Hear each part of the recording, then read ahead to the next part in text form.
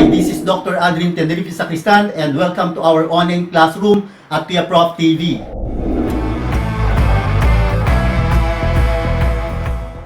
Hi, good afternoon once again. This is Dr. Adrian Tenerife Sacristan and welcome to our module number 4, Leveraging Resources and Capabilities.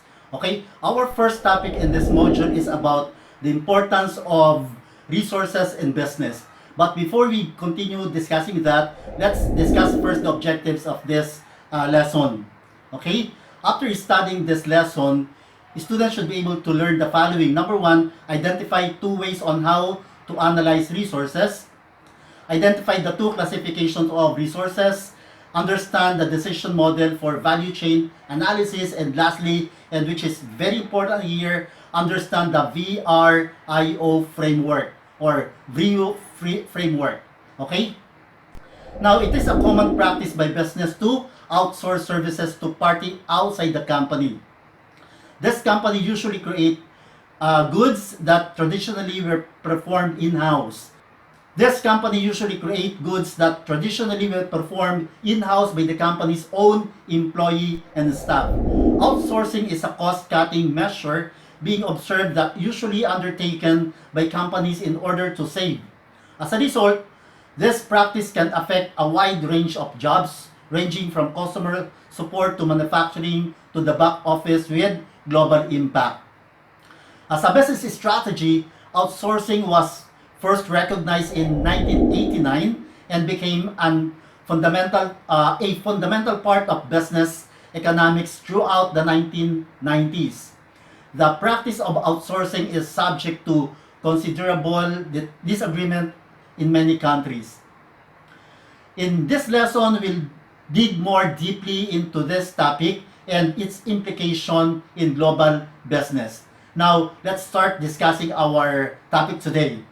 In an article published in Emerald Journal, they insist that firms must respond effectively if they are to enjoy any sustained success.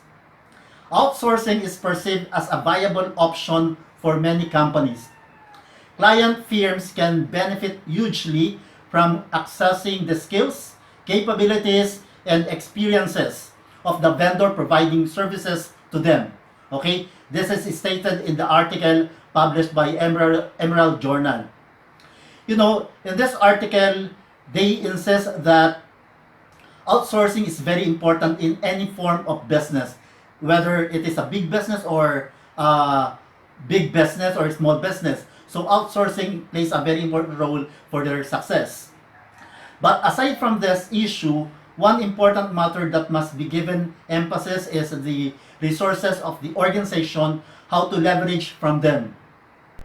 Okay, ResearchGate. Okay, this is one website published and explained the concept of leveraging. Okay, leveraging is very important strategy that company can use to succeed. Okay, in any business activities.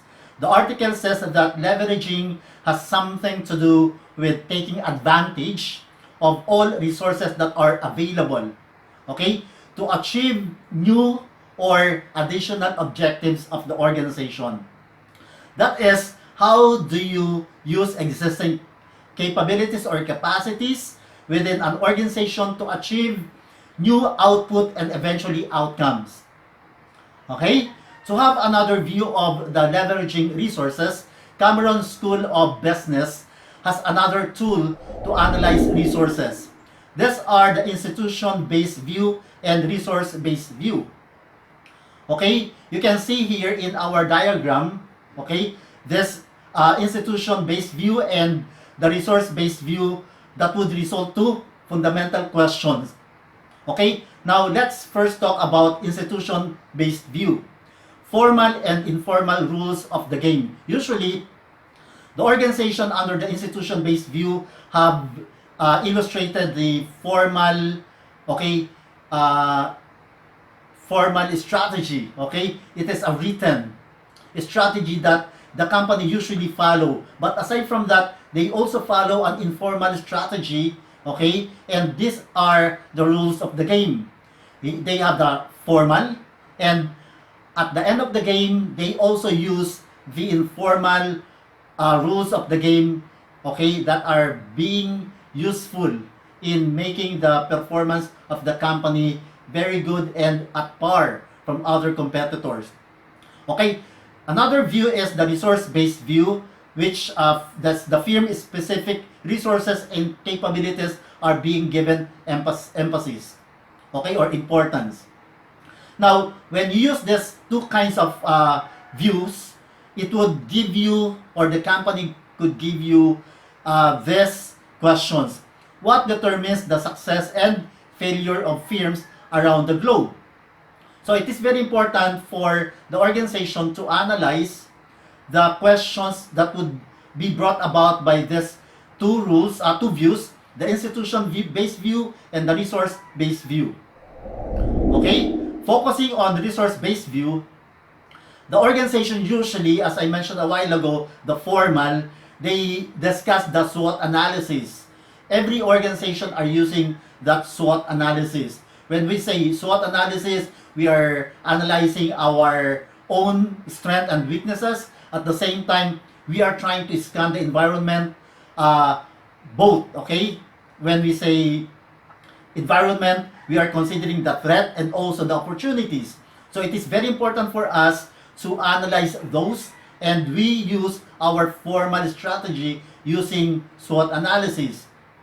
Another is the value chain analysis.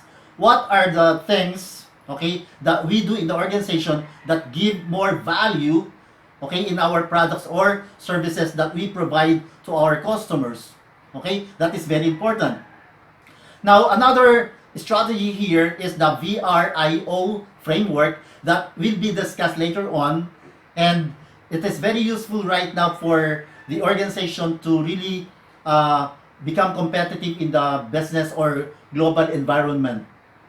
Now, let's talk about the resources and capabilities. These are the tangible or intangible assets of a firm uses to choose and implement its strategies. Okay? This is our capabilities, the organization's asset. Okay? Classify based on observable and unobservable, tangible resources. Assets that are observable and easily qualified. What are the things that we possess that can easily be classified, okay, or quantified? For example, we have this much of computer sets in our organization. We have this equipment. We have delivery vans, etc., etc. Those are the quantifiable, okay, assets that we can usually use to provide and add more value to our services. Intangible resources and capabilities, these are the assets that are hard to observe and difficult to quantify. For example, okay, the capacity to think, okay, new, ideas that will be coming from your staff. Those could be, an intangible resources and capabilities. It cannot be quantified unless that idea could be converted into an actual and concrete product. Therefore, by that end, we can quantify that capability of your staff or people. Okay? Tangible resources, an example of this is the financial. Okay? If you have huge amount of money in the bank, definitely you can invest and you can be the more powerful competitor out there. Okay? This is the ability to generate internal funds, and you can easily raise funds externally. Okay? So those are the financial resources that the company has. Physical resources, plants, offices, equipment, as I mentioned a while ago about computer, the equipment, etc., etc. Okay? Those are the physical resources that you have. And aside from that, your access to raw materials are also considered to be physical resources. Technological resources, this is also very important. The use of generate leading edge products, computer, okay, patent, trademark, copyright, Those are the technological resources that you can use to actually become more powerful in the market. Intangible resources, number one is the human resources. As I mentioned a while ago, the capability of your staff, your people to think creative ways on how to solve problem. Those are part of the intangible resources. Knowledge, trust, talents, okay? So those are part of that, intangible assets. Innovation resources, assets and skills to develop products or restructure processes. This is really the capability of the people, okay? All members, okay? From top to bottom, all members of the organization has the capability to develop, okay? To develop new method on how to solve problems of people, okay? If you can solve problems of people, definitely you will become more powerful in the market. Reputational resources, reputation as value, brand owner, employer attractiveness, okay? If you have a very good image to the public, that is powerful. You can actually convince people to patronize your product. You can convince other people to switch from this product to your product, okay? Especially if you have a very good reputation. Again, reputation is very powerful and that has value. Firms use tangible and intangible assets to implement its strategies. Okay? Now let's consider this. Tangible and intangible.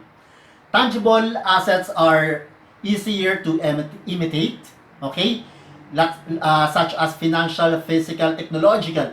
Anybody, any organization can have this tangible assets. But the intangible assets, okay, these are more difficult to imitate: human, innovation, and reputation.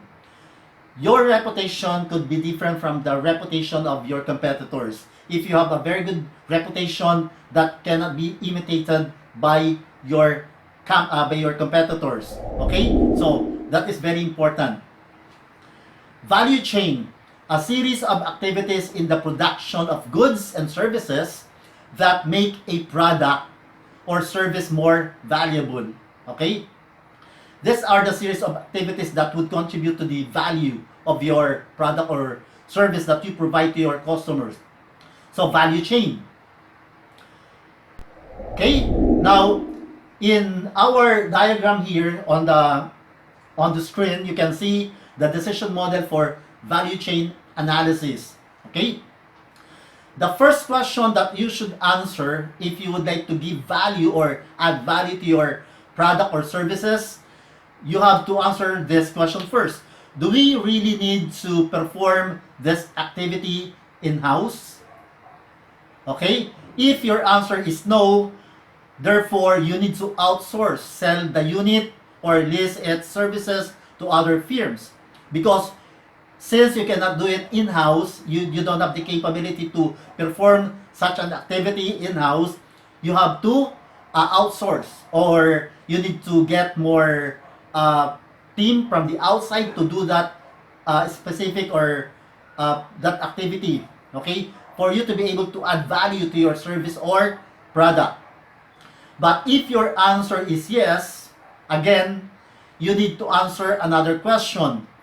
Do we have the resources and capabilities that would add value in a way better than rivals do? Okay? If you can do the activity, do you have the capability? Do you have the equipment? Do you have the resources? Do you have the human resource that would perform the job? Now, if your answer is yes, again, you have to keep that activity, okay, in-house. Therefore, you can do that in-house and add value to your product or services. But again, if your answer to that question is no, you have to consider this too. Acquiring necessary resources and capabilities in-house. Why? So that you can perform that activity in-house. You need to acquire. If you don't have the capability because you don't have the resources or equipment, acquire that equipment. If you don't have the right people to do that, hire that people to perform the job. Now, if your answer to that is yes, you can perform that. But again, accessing resources and capabilities through strategic alliances is also considered here. Now, you have to build alliances because again, you cannot perform everything on earth. We don't have all the capability, all the capacity to do all these things. That is why it is very important for any organization, actually for any individual, to form alliances because we need their support. At the same time, they also need our support. So build a relationship and alliances. Okay? So benchmarking. This is also a very good strategy. Benchmarking is a process of examining whether a firm has the resources and capabilities to perform a particular activity in a manner superior to competitors. Okay? Don't have enough resources to do anything well. Okay? So, consider that. Benchmarking, if you don't have that enough resources, form an alliances or an alliance. Okay? Deciding whether what to outsource. Okay? Deciding whether you are going to outsource this or not. Okay? But what to outsource? Consider that. Outsourcing is a process of turning over an activity to an outside supplier to perform a firm's on a firm's behalf. Okay? You are trying to give that job to other people, to other team outside your organization. That is outsourcing. Now let's consider this. Offshoring. Okay? Offshoring, outsourcing to an international or foreign firms. Offshoring is actually, a good strategy of first world country. Example is, US, Germany, Japan. They are trying to offshore some of their activities, production, for example. Why? Because the the payment, okay, the salary and wages, and also the raw materials, the price of raw materials in this particular country, for example, Philippines, India, is more cheaper than the prices of raw materials in their country. That is why they are trying to offshore. At the same time, the salaries and wages, okay, is also cheaper in labor cost. The labor cost in the Philippines, in India, is cheaper as compared to their labor cost in their mother country. Okay? Ensure outsourcing to a domestic firm. If the company cannot offshore, okay, cannot give the job outside the country, they can actually get the services of the company inside their country. Okay? That is ensuring outsourcing to a domestic firm. Captive sourcing. Set up a foreign subsidiary but work done in-house. Okay?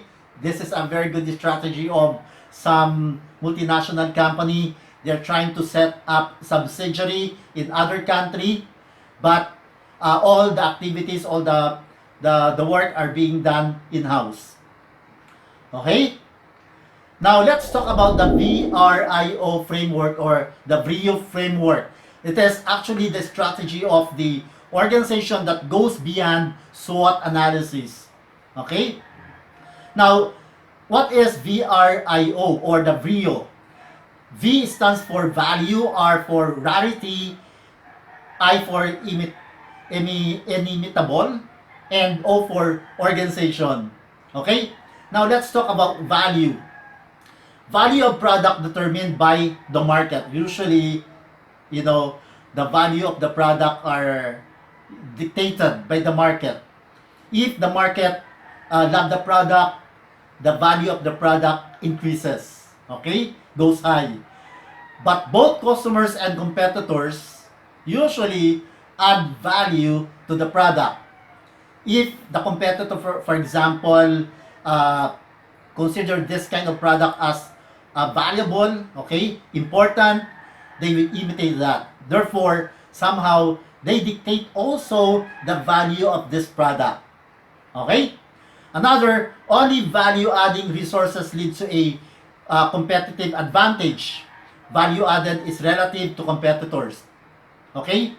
Some of the activities of the competitor, for example, is not that much, okay, valuable because it would not contribute to the value of the product. Therefore, they will not imitate that. They will not do the same activity that the competitor is doing. Okay? If below average activity kept in-house cancels out the value created in other activities. Now, what does it mean?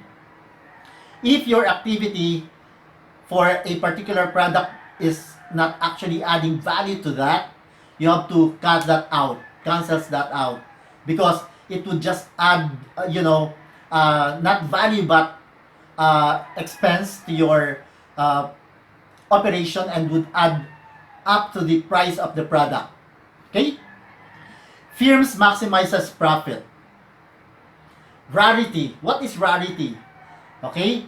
The R for VIO is rarity. Rarity means scarcity. Okay? In our economic subject, we study the scarce resources, right?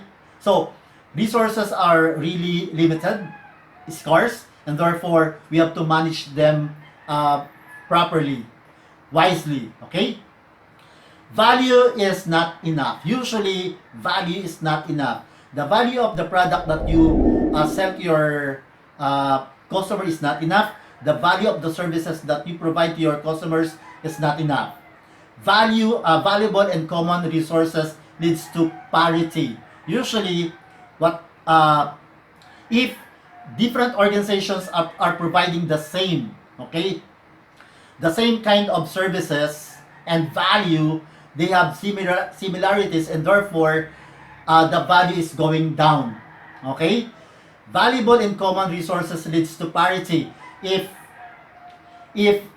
two or more organizations or company are using the same kind of raw materials, they definitely would develop the same kind of product and they would end up with the same value. Therefore, valuable and common resources leads to parity. That is similarity of the product that they produce. And therefore, customers will just use either A, B, or C. If the product that you would like to buy is not available in company A, they would go to company B. If those products are not available in A and B, they can easily go to company C. Because, again, valuable and common resources leads to parity or similarity of products or services that companies provide. Okay? Next is the loss of valuable tools and system available. And it usually leads to use differently and better than competitors. What does it mean? Loss of valuable tools and system available, okay? The use differently and better than competitors. Okay. Lots of valuable tools and systems available. Usually, if companies are using these tools and systems differently, they could add more value to their products or services. Now, how it is possible if the company has this kind of tools but they do not know how to use that properly? The company with the same tools and maximizing the use of this tools and system, they could add more value to the products or services that they provide to their customers. Okay? So, it's very important for the organization to use these tools and system differently so that they could provide more value, okay, to their products and services. And another is prohibit other others from using your uh, your system, your uh, how do you call this?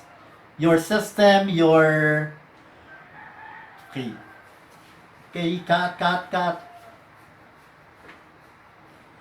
Now another strategy here is for the company to prohibit others from using your products. Okay, your system. For example, you have to register this. You have to apply for the patent, copyright, trade secret, and a lot more.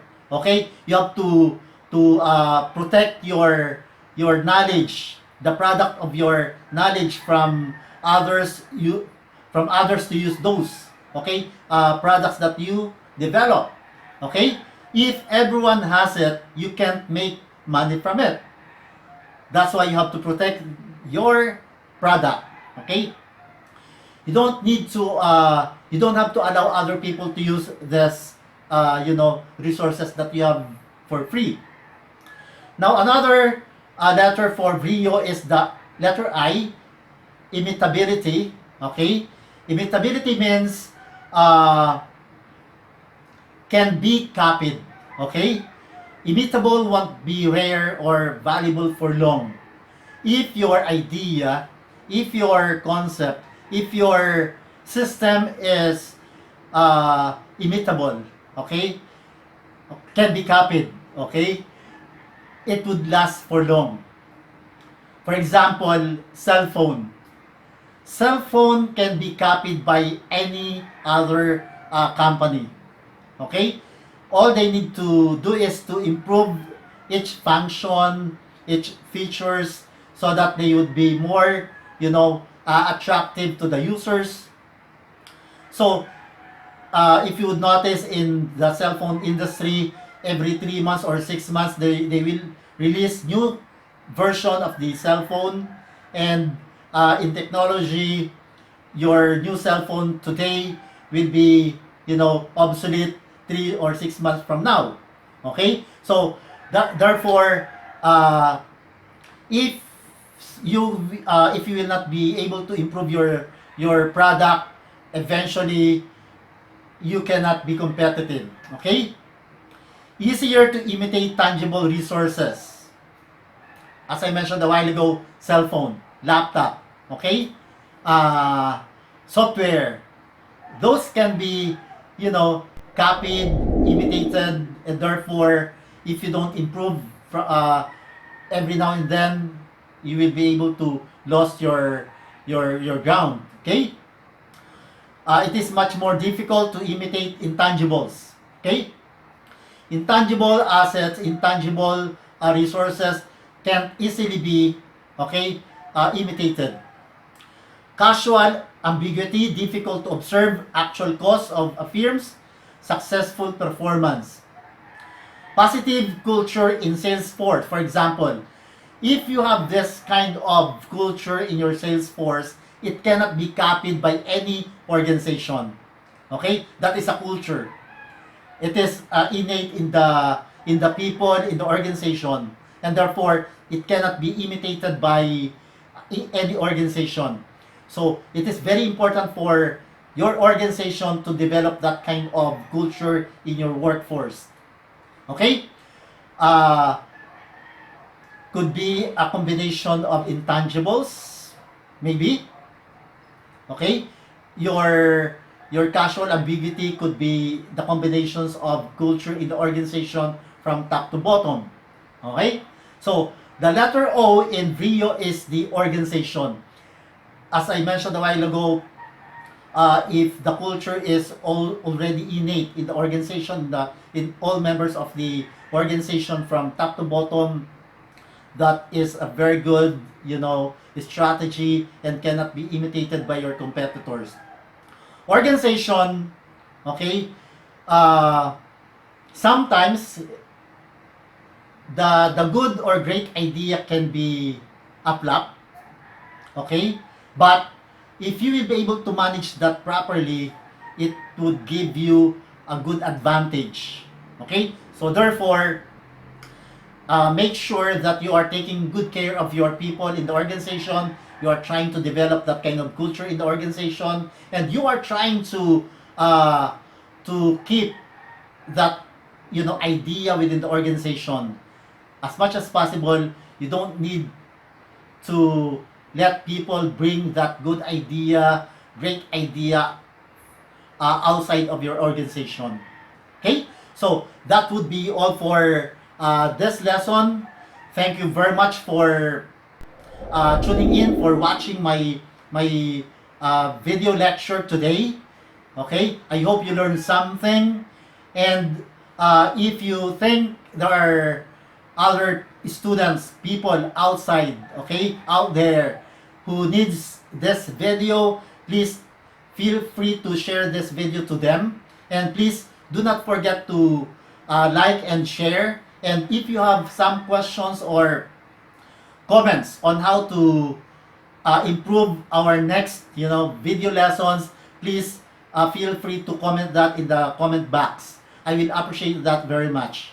Okay, once again, thank you very much. This is Dr. Aldrin Tenerife Sacristan saying thank you.